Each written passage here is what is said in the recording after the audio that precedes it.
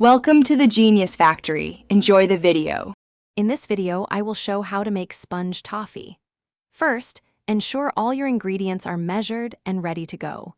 You'll need a heavy-bottomed saucepan and a reliable candy thermometer.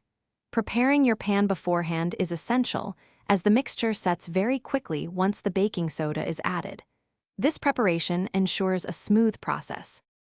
Now, let's get cooking. Combine your sugar, water, and corn syrup in a sturdy saucepan. Stir gently until all the sugar crystals have dissolved. Once dissolved, stop stirring and let the mixture heat. Watch your candy thermometer closely. It needs to reach exactly 300 degrees Fahrenheit for the perfect brittle texture. This is the exciting part.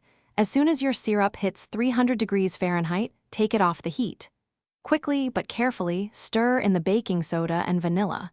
You'll see it bubble up and expand significantly, creating that signature airy, porous texture.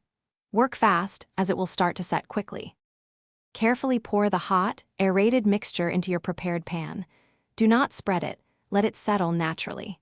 Now, the hardest part, patience. Let it cool undisturbed for at least 1 hour or until it's completely firm. Once hardened, you can easily break it into delicious, crunchy pieces ready to enjoy.